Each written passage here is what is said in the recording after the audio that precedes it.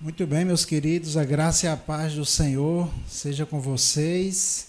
Estamos aqui de volta com os nossos estudos bíblicos ao vivo comigo, pastor Wendel Costa.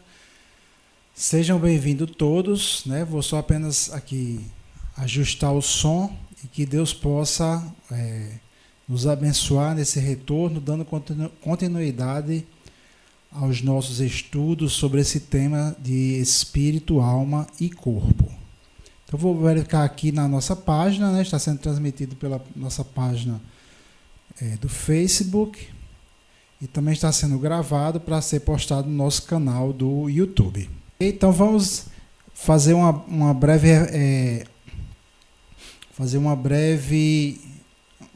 retomada, um breve resumo do que a gente tem visto até hoje nesse assunto, né? Acho que a gente falou o primeiro vídeo, que foi também o tema do primeiro blog. Inclusive, lembrei aqui que este material sobre este estudo está no meu blog, que é o wendel.agios.org. Você pode acessar, tem esse texto, né? Tudo que eu vou falar hoje. Às vezes eu mudo um pouquinho, dependendo na hora da direção do Senhor, mas tudo está lá no blog. Então você pode estar acessando o Wendel com 2 L's, WENDELL, .agios.org, e tem lá esses textos lá no blog, nós vamos usar hoje, ok? Então vamos começar fazendo uma revisão do que a gente fez, do que a gente já viu, porque nós demos essa parada, desculpe, com licença.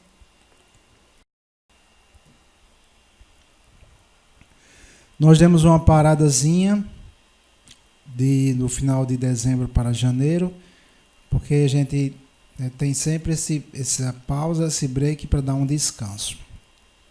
Eu ainda estou com minha voz um pouco rouca, acredito que os irmãos estejam percebendo, porque eu ainda estou me recuperando de uma virose que me atacou exatamente um pouco antes da gente começar os estudos, né? Eu estava até pedindo oração, mas o Senhor me recuperou, né? Está me recuperando, graças a Deus, para a gente poder dar continuidade ao nosso ministério, nosso trabalho. A gente trabalha com a voz, né? Precisamos estar com a voz boa. Muito bem, a gente começou falando sobre as duas realidades, os dois mundos, que eu chamei assim, que esses dois mundos são o reino espiritual e o reino material, ou o mundo espiritual e o mundo físico, o mundo material. Isso está escrito lá no livro de Gênesis, no capítulo 1, quando diz que Deus criou, no início, os céus e a terra, né? Eu mostrei que os céus não se referem ao céu físico, mas sim se refere a um reino espiritual, né, do qual nós falamos, do qual a Bíblia fala. O Senhor Jesus veio trazendo esse reino, o reino de Deus. E diante de Pilatos, quando Pilatos questionou o fato de Jesus ser rei, Jesus respondeu e disse: o meu reino não é deste mundo. Então o próprio Jesus mostrou isso, que os céus que ele falava, às vezes é citado o reino de Deus, e às vezes é falado sobre o reino dos céus. Então são sinônimos. O reino de Deus é o reino dos céus, é um reino espiritual invisível aos nossos olhos. Nós não podemos sentir a realidade espiritual com os nossos sentidos físicos. Eu falei isso. Nossa visão, né, os nossos olhos, os nossos ouvidos, nossa boca, o olfato, o nariz, a boca, o paladar, o tato, não se prestam para discernirmos as coisas espirituais. As coisas espirituais, elas são discernidas pelo Espírito. Então, como é que nós diferenciamos entre espírito e alma? Nós vimos isso, acho que no vídeo passado, quando eu falei sobre o coração humano. Então, o coração humano, ele é como um centro de distribuição, ou seja, no nosso homem interior, no nosso coração, chegam informações, chegam inclinações, chegam intuições, chegam pensamentos, né? Chegam vontades vindas do espírito, da alma e do corpo, e nós precisamos discernir, ou seja, separar cada um deles para que nós possamos ser guiados pelo Espírito. Ok? Então fica essa importante verdade que é: o espírito, o mundo espiritual não pode ser sentido pelos nossos sentidos físicos. Então a palavra de Deus ela é necessária para nos revelar quem nós somos em espírito e como é o reino espiritual. Um exemplo bem clássico que eu sempre falo é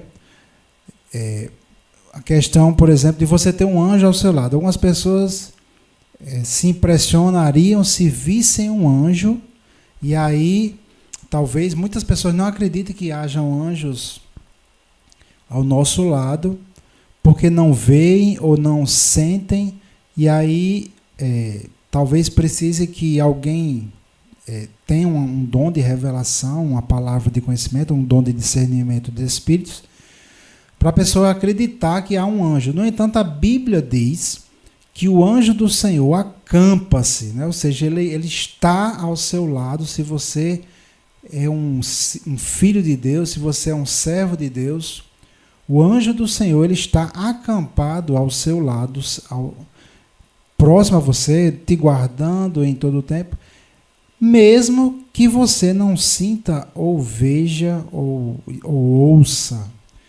Exatamente porque o mundo espiritual ele existe de forma separada do mundo físico.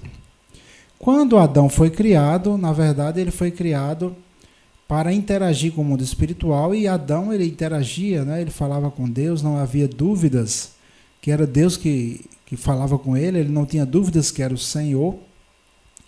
Né? Adão interagia, nós vemos isso, Adão ouvia, né? Ouvindo os passos do Senhor, ouvindo a voz de Deus de maneira indubitável. Né? Então no início não era assim, no início não havia essa separação de tal forma que Adão e Eva eles não ouviam a Deus, de forma alguma. Eles ouviam a Deus, eles interagiam com Deus, mas depois do pecado, eles foram expulsos do Jardim do Éden, e aí nós vimos isso na aula sobre os estados da matéria. Né? O homem foi desligado de Deus e caiu em um lugar espiritual de morte, né? De separação de Deus.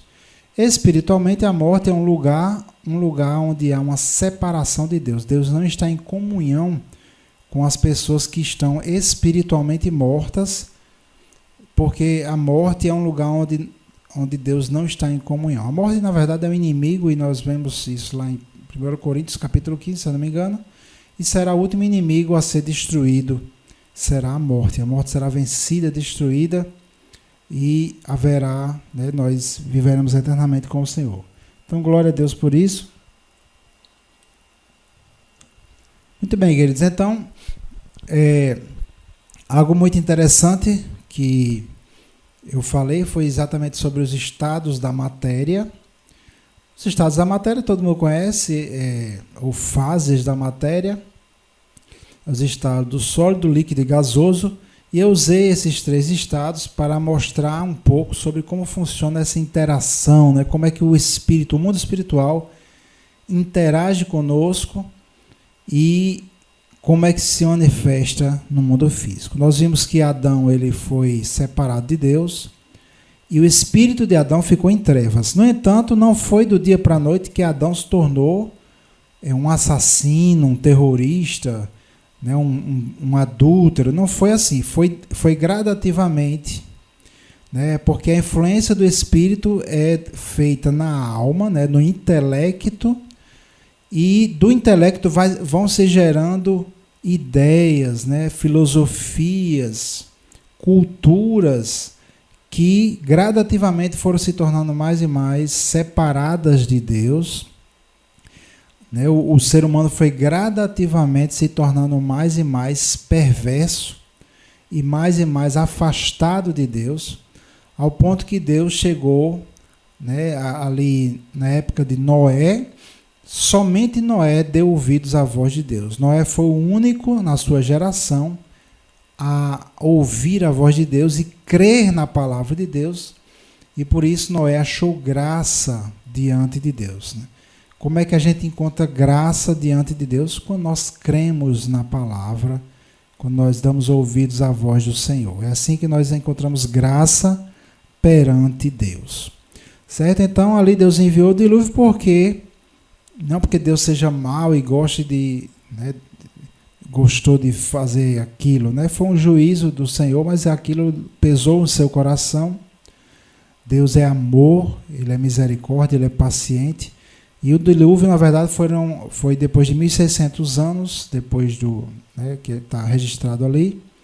Então, ali Deus reiniciou com Noé, dando mais essa chance à humanidade. Foi um breve resumo do que a gente já viu até hoje. Se você ainda não assistiu, se você não acompanhou as outras aulas, elas estão no nosso canal, lá no YouTube, que é youtube.com/C de canal, /Ministério Ágios, com acento agudo, ministério, né, tem acento no E, Ágios tem acento no A e também as iniciais maiúsculas, né? Um nome um pouco difícil de digitar, mas foi assim que o YouTube nos deu esse nome aí, ok? Então vamos entrar no assunto de hoje. Esse tema, espírito, alma e corpo, ele é um tema que leva um certo tempo para amadurecer na nossa mente.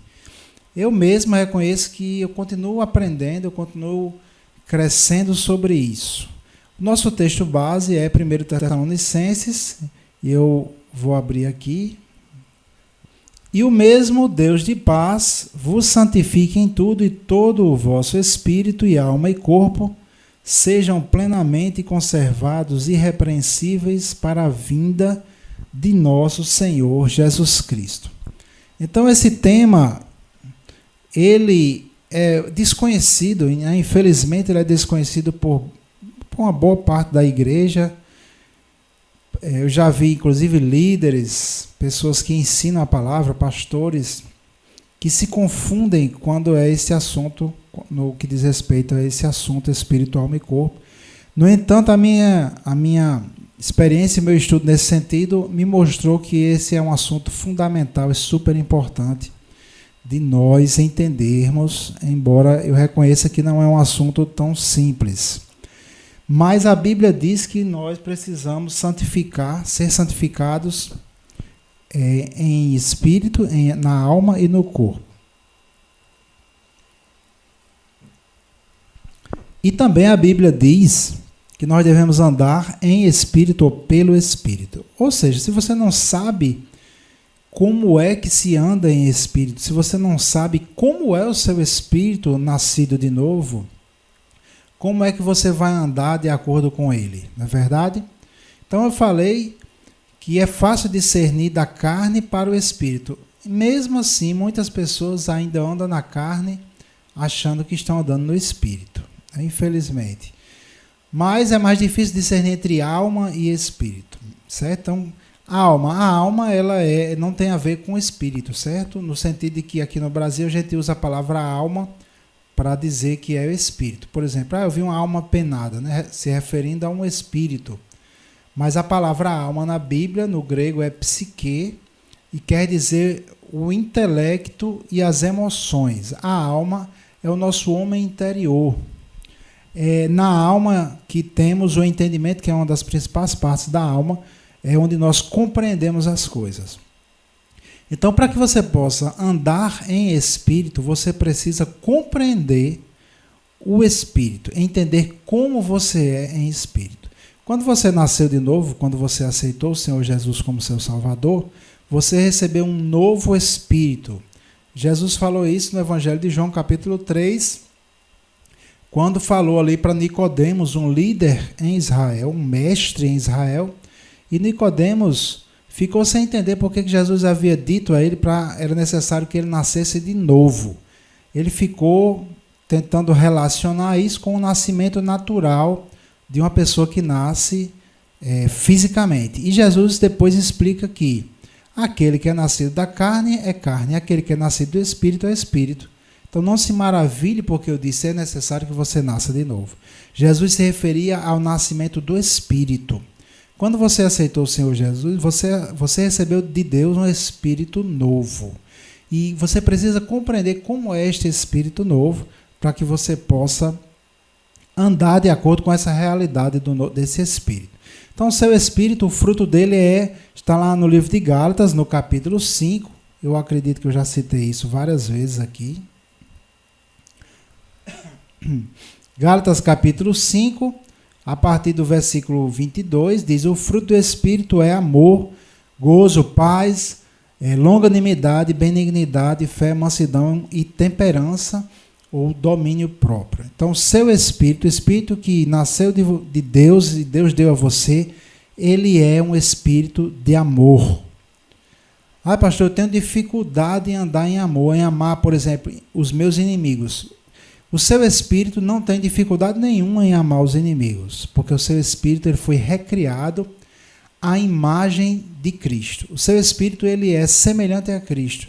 Deus nos restaura para que nós sejamos novamente a sua imagem, que é Cristo. Nós já vimos isso, inclusive. Ah, pastor, eu não tenho tanta paciência. Às vezes estou no trânsito, né? Isso eu posso dizer de mim mesmo, né? Estou no trânsito, de repente falta aquela paciência. Mas o nosso espírito ele é longânimo, ou seja, ele é paciente. Aliás, a própria Bíblia diz em 1 Coríntios capítulo 13 que o amor é paciente. Então, o nosso espírito ele é paciente. O nosso espírito ele é manso. Jesus disse: aprendei de mim que sou manso e humilde de coração e encontrareis descanso para as vossas almas. Nosso espírito ele foi recriado, ele é uma nova criatura. Então, por que eu não estou andando nesse amor? Já que o meu espírito é uma nova criatura, já que eu sou essa nova criatura, por que eu não estou andando em paciência? Por que eu não estou andando em paz? Por que estou tão atribulado? Porque as circunstâncias da vida, elas me influenciam. As circunstâncias da vida, elas conseguem me fazer andar de acordo com a carne, né? Então, é necessário entendermos como funciona o processo dessa realidade do Espírito se materializar em nosso corpo. Não adianta nada a gente ter um Espírito que é uma nova criatura, onde nós somos amor, onde nós temos paz, etc., se nós não damos fruto, né? Nós não manifestamos essa realidade através do nosso corpo. A palavra de Deus diz que cada um receberá o bem que fizer por meio do corpo. Então, é necessário que nosso espírito, que é uma nova criatura, se manifeste através do nosso corpo. Se não se manifestar, ele vai ficar uma coisa assim, muito teórica. Uma coisa distante de nós. Então, gente, eu quero falar hoje sobre um assunto bem interessante, que está lá no blog, eu postei ontem, que é a parte 6 do nosso estudo, estamos na 6ª aula. E eu dei o título seguinte: Árvores junto a ribeiros, fazendo uma referência ao Salmo número 1. Uma forma de entender espírito, alma e corpo, como é que essas partes se relacionam, é entendendo que nós somos como árvores. É um pouco estranho, né? A gente ser como árvores, no entanto, a Bíblia realmente mostra isso. Vamos ver alguns versículos. Aqui em Isaías 61, versículo 3, diz assim, e aqui dentro do contexto, né, vocês conhecem, o versículo 1 foi citado por Jesus, lá na terra dele mesmo. Ele disse: o Espírito do Senhor está sobre mim, pelo qual me ungiu, etc. Dentro desse contexto, aqui no versículo 3, diz assim: a ordenar acerca dos tristes de Sião, que se lhes dê glória em vez de cinza, óleo de gozo em vez de tristeza, vestes de louvor em vez de espírito angustiado, a fim de que se chamem árvores de justiça, plantações do Senhor, para que ele seja glorificado. Então, é interessante porque em diversas passagens bíblicas, a palavra de Deus nos relaciona a árvores, né? Nos compara a árvores. E aqui diz, falando da nova aliança, diz que nós seríamos árvores de justiça, né? Algumas traduções dizem carvalhos de justiça. Então, eu vou citar, depois nós vamos para o Salmo número 1, o Salmo 1, onde eu vou explicar em que sentido nós somos semelhantes a árvores. E eu não posso mostrar aqui a imagem, na versão editada eu vou mostrar uma imagem, mas eu tenho aqui no blog, você pode olhar o blog se você quiser depois, tem uma imagem de uma árvore, todo mundo conhece, eu acho que não é algo difícil de se visualizar.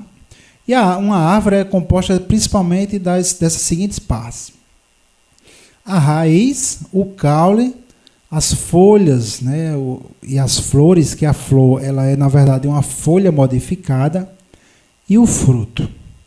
A raiz, gente, ela é aquela parte da árvore que está presa ao solo, que ela geralmente a raiz é invisível, pelo menos uma boa parte dela tem que estar embutida no solo, que é para poder a árvore extrair do solo os nutrientes, sais minerais e água para que a árvore possa extrair ali o seu alimento, né? Esses nutrientes sobem até as folhas, ocorre o processo que a gente conhece como fotossíntese, onde a luz, né, a luz juntamente ali com aqueles elementos químicos que existem nas folhas, ele absorve gás carbônico e emite, né, a árvore solta o oxigênio, e esse processo é fundamental para a vida aqui na Terra. Mas não vamos entrar nessa parte científica aí, porque não é o propósito. Muito bem, então para que serve a raiz? A raiz, ela é aquele ponto de contato, é aquilo que está invisível aos nossos olhos, porque ela fica oculta, e ela está ali extraindo da terra os seus nutrientes e a água para que a árvore possa sobreviver. O caule, né, nós sabemos, o caule da árvore é aquilo que é através do qual esses nutrientes sobem até as folhas. E o fruto é aquilo que a árvore dá. O fruto contém a semente, e o fruto geralmente ele protege a semente até que a semente esteja pronta para ser usada ali para reproduzir a árvore, né? Através das sementes, as plantas vão se reproduzindo. Muito bem. E tem a flor, né? Que eu já falei, na verdade, ela dá um aspecto visual, né? Visualmente falando, a flor embeleza, né? A árvore, as plantas de maneira geral, porque Deus é um grande artista, né? Eu fico impressionado com a criação do Senhor, como Ele é criativo, como não existe nada que se compare ao seu caráter de artista mesmo, que é o nosso Deus. Então, gente, nós vimos essas partes da árvore e em que sentido é que nós somos como árvores. Aqui, primeiro eu vou ler aqui no Salmo 1, capítulo 1, versículo 3, que diz assim: pois será como a árvore plantada junto a ribeiros de águas. Ele está falando de um homem, o homem que teme ao Senhor, a qual dá o seu fruto no seu tempo, as suas folhas não cairão, e tudo quanto fizer prosperará. Então veja que a Bíblia fala, nos compara aqui no Salmo 1 a árvores, mais uma vez, e diz que nós seríamos como árvore com folhas e com frutos. É interessante que a gente não consegue, eu mesmo li esse salmo e não consegui entender em que sentido nós somos semelhantes a árvores. Mas depois de meditar eu quero passar isso para vocês. No Evangelho de Lucas, no capítulo 3, versículos 8 e 9, o próprio Jesus também fez uma comparação, aliás, não Jesus, desculpa, aqui foi João Batista. Ele diz assim, João Batista: produzi, pois, frutos dignos de arrependimento, novamente nos comparando a árvores aí, nesse versículo, e não comenceis a dizer em vós mesmos, temos Abraão por pai, porque eu vos digo que até destas pedras pode Deus suscitar filhos a Abraão. E também já está posto o machado à raiz das árvores. Toda árvore, pois, que não dá bom fruto, corta-se e lança-se no fogo. Então, mais uma vez aí, a gente sendo comparado a árvores, a gente que eu digo seres humanos, e fala nesse caso aí sobre a raiz, né, que é o machado ali posto à raiz das árvores. Muito bem, se nós somos como árvores, o que seria a raiz? Certo? Então, dentro desse estudo que a gente está fazendo, nós podemos ver a raiz como sendo o nosso espírito. O nosso espírito, ele funciona como a raiz de uma árvore. A raiz de uma árvore, gente, ela está conectada na terra, ela é invisível e ela extrai da terra os seus nutrientes. Nós também, o nosso espírito, ele está conectado a um mundo espiritual que nosso espírito é invisível, né? Esse mundo espiritual é invisível. E a partir desse mundo espiritual, nós extraímos o conhecimento e a sabedoria. Quando Adão foi criado, ele estava conectado a Cristo. Adão foi criado para conter Cristo, para conter Deus. E Jesus veio restaurar isso em nós. Quando o homem pecou, foi como se Adão tivesse sido desconectado. Ele imagina Adão como uma árvore aqui, né? Então Adão é desconectado daquela terra boa que era Cristo, e aí ele é reconectado a um lugar espiritual de morte.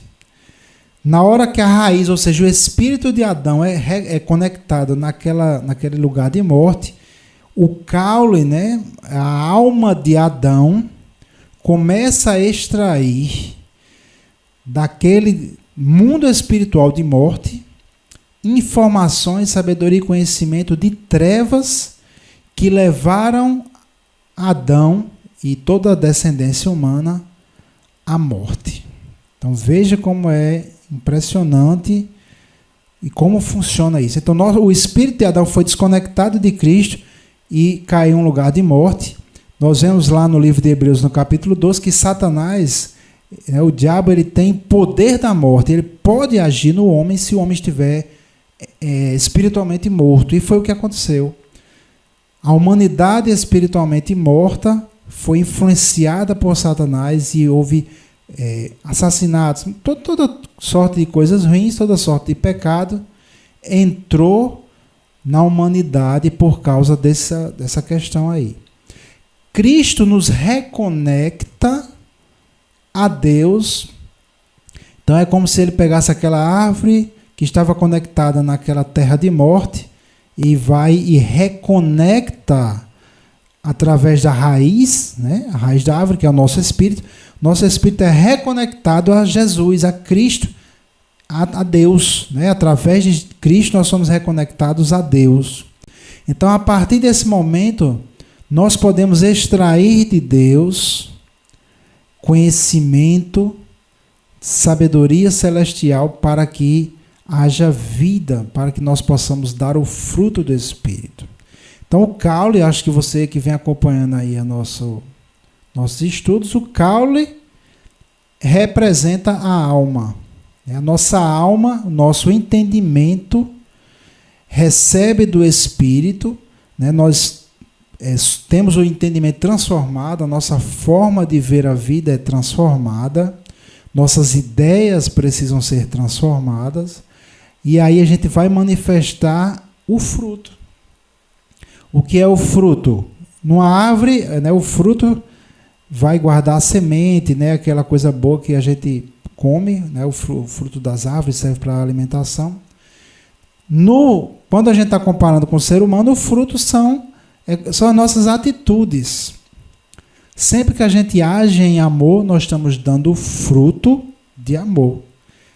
Quando a gente anda em paz, nós estamos frutificando a partir do nosso espírito. Nosso espírito está dando fruto através de nosso ser, através da nossa alma e do nosso corpo. Estão entendendo, queridos? Então, a folha também, eu coloquei aqui. Você pode ver isso melhor, está lá no blog, wendel.agios.org. Eu sempre gosto de fazer um texto. As folhas representam o nosso caráter, a nossa personalidade. Quando você vai chegando perto de uma árvore, a primeira coisa que lhe chama a atenção naquela árvore são as folhas dela. Então, um caráter trabalhado por Deus, ele vai mostrar em qual solo a sua raiz está. Se a sua raiz está em Cristo, então o seu caráter vai refletir Cristo. Isso é um processo gradativo, nós falamos sobre isso. Se você não assistiu o vídeo sobre os estados da matéria, assista, que eu mostro lá como leva tempo para que o reino espiritual vá influenciando a nossa mentalidade. E na medida que ele vai influenciando a nossa mentalidade, a gente vai agindo de acordo. Nossas palavras, nossas ações irão refletir o nosso ser interior. O nosso corpo vai mostrar, vai refletir a nossa alma. E a nossa alma vai refletir o espírito. Então, muito bem. Agora vamos para o Salmo 1. No versículo 3 do Salmo 1, o salmista nos compara a árvores e diz que um determinado tipo de pessoa será como uma árvore plantada junto a ribeiros de águas, que dá seu fruto na estação própria e cujas folhas não caem. Como é que nós podemos ser essa árvore plantada junto a ribeiros de água? Primeiro, se você não é cristão, se você não aceitou Jesus como seu Salvador ainda, o seu espírito está separado de Deus. O primeiro passo é você aceitar Jesus. Eu vi até um pastor dizendo que esse termo aceitar Jesus ele não era bíblico. De qualquer forma, você precisa crer no Evangelho, se arrepender da sua vida de pecado e entregar a sua vida a Jesus. É o que nós chamamos de aceitar Jesus, mas enfim, a Bíblia chama de crer no Evangelho, crer em Jesus Cristo, entregar a vida a Ele, tornar Jesus seu Senhor, seu Salvador. Fazendo isso, você será como uma árvore que estava ligada a um terreno de morte e é desconectada e é replantada num terreno, num solo de vida. Ou seja, você será transportado do império das trevas e será replantado no reino de Deus. Esse é o primeiro passo. Ok? Mas temos aqui no Salmo 1, no versículo 1 diz assim, para que a gente possa ser essa árvore frutífera. Bem-aventurado o homem que não anda segundo o conselho dos ímpios, nem se detém no caminho dos pecadores, nem se assenta na roda dos escarnecedores. Então, uma vez que você foi desconectado do império das trevas, do mundo perdido, e você foi conectado a Cristo, pela raiz, ou seja, pelo seu espírito, você agora precisa buscar os nutrientes no lugar correto. Você não foi conectado a Cristo? Você precisa buscar o conhecimento e a sabedoria em Cristo, através da palavra. Você precisa receber este alimento, esta informação, através da palavra. Quando nós estávamos no mundo, quando éramos do mundo, nós ouvíamos constantemente os conselhos dos ímpios. O que é conselho de ímpio? Conselho do ímpio é toda aquela instrução, toda aquela verdade, entre aspas, que o mundo passa para você. Todo ensinamento errado, todo ensinamento que não vem de Deus, o mundo passa para você. E não é muito difícil você achar assim. Não estou falando só de pessoas, não. Estou falando de programas de TV. Claro, sempre vem através de pessoas, mas o que eu estou dizendo é o seguinte. O conselho do ímpio não é apenas aquele amigo que orienta você, por exemplo, a atrair a sua esposa. Não é apenas isso. Certo dia eu estava assistindo um programa de TV, que na verdade eu não assisto TV, principalmente TV aberta, mas como eu estava almoçando, é comum eu almoçar em restaurantes próximos do meu trabalho, que está passando TV, E no horário do almoço, estava passando um programa lá, que eu não vou dizer o nome por questões até jurídicas aí, legais, mas eu considero esse programa o maior programa religioso da TV brasileira. Ele não é um programa de religião, mas ele fala sobre tudo que diz respeito à vida. Então estava lá falando sobre casamento, e várias pessoas que eram divorciadas, teve até um artista lá famoso, que a apresentadora disse assim, fulano, ele entende de casamento porque já foi casado 5 vezes. E eu fiquei horrorizado, disse, meu Deus, essa pessoa, né, infelizmente, ele entende como não é ser casado, ele não entende casamento, ele entende errado. Mas essas pessoas, várias pessoas falando, dando instruções sobre casamento. Então, são conselhos de ímpios, são conselhos de pessoas que não têm temor a Deus, e o mundo, né, através aí da TV, das rádios, das revistas, dos jornais, das redes sociais, o mundo está jogando informações e conselhos e instruções constantemente. Todos os dias nós temos isso, nós somos bombardeados de instruções que o mundo tenta passar para nós. E a Bíblia diz que nós não devemos andar segundo esse conselho dos ímpios. Porque quando você anda segundo o conselho dos ímpios, você começa a entrar na segunda fase. Você começa a se deter no caminho dos pecadores. Se você dá ouvidos à voz do mundo, se você assiste muito filme que incentiva o pecado, novelas que incentivam o pecado, né, jornais que ficam o tempo todo bombardeando você de medo, com notícias que geram medo no seu coração, se você se alimenta dessas informações, você vai começar a se deter no caminho dos pecadores. Você vai começar a pecar, praticar pecados e nem vai ter consciência de que está pecando. Seu coração vai começar a se endurecer para Deus. Então, como é que você vai ser uma árvore frutífera? Como é que você vai produzir fruto se você está recebendo informações nessas sementes malignas? E o último estágio que ele chama é a roda dos escarnecedores, são aqueles que, além de praticar o pecado, ainda critica aqueles que querem viver uma vida santa. Há também uma certa perseguição aí. Então, gente, qual o segredo que a Bíblia mostra, que não é segredo, na verdade, para nós sermos essa árvore frutífera?